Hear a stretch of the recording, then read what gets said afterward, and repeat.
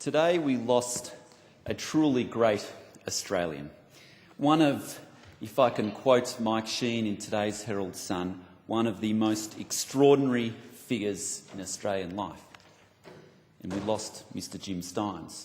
And as the member for Flinders just before me so eloquently said, Mr. Jim Stynes was not just a footballer, he wasn't just a husband, he wasn't just a father, but it was an extraordinary figure which gave so much to our broader community and where so many people connected with him in a very personal way.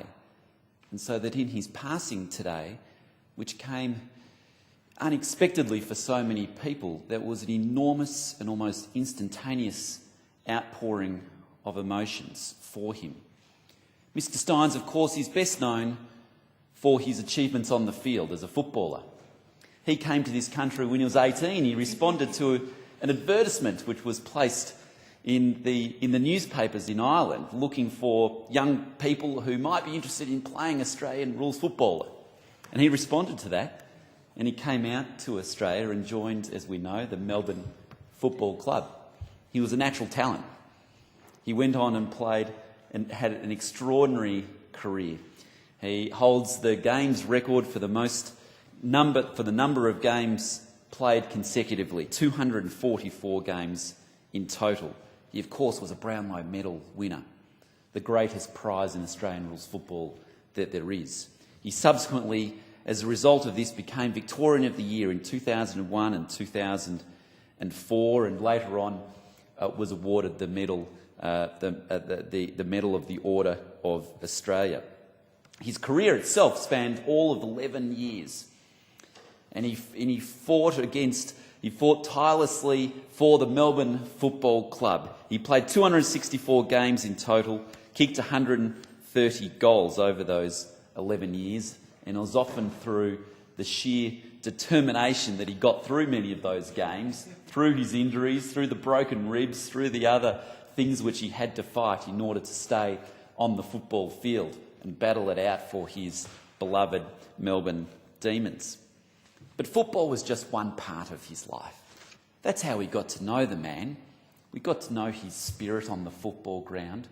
But in some respects, that is the least important part of who Jim Stynes is. Of course, he was a husband and a father. He would probably say that that was his most important role in his life. I don't know, but I'm sure that he would say that.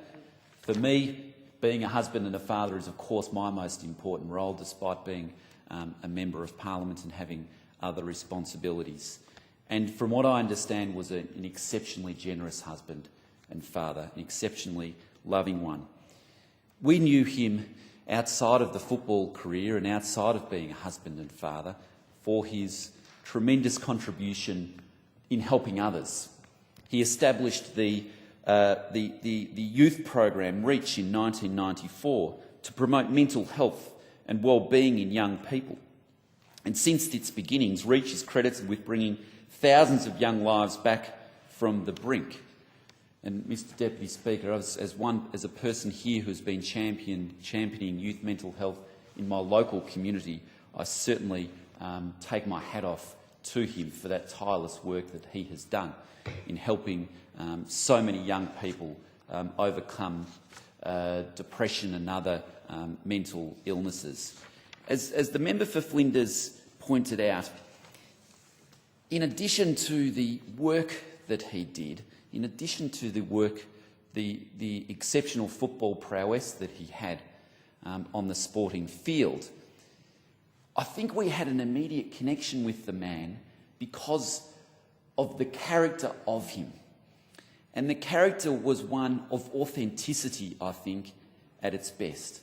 People could immediately identify that this guy was fair income. He wasn't seeking the limelight. He didn't seek the great media coverage, which we sometimes see with celebrities these days. But far from it. If anything, he was working behind the scenes. He was out there in remote locations working with Aboriginal youngsters. He was there working on youth mental health issues before that became a prominent issue as it is today. He was doing all of this extraordinary work because deep down, I think that was core to who he was. And I think that the Australian people, and young people in particular, can see that, they can sense that, they can smell that, and they can love it.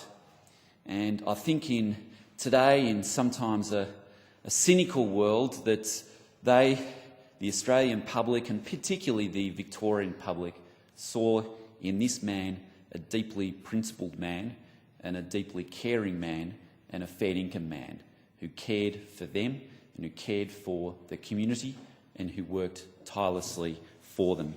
Mr Deputy Speaker, it is truly a very sad day for Melbourne, for Victoria and for Australia, with the loss of Jim Stynes, a truly great man. We will miss him greatly, but of course the people who will miss him the most are his family, his wife Sam, his children Matisse and Tiernan, and his wider family. And I pay my respects to them. My thoughts and prayers are with them at this difficult time, and I wish them all the very best.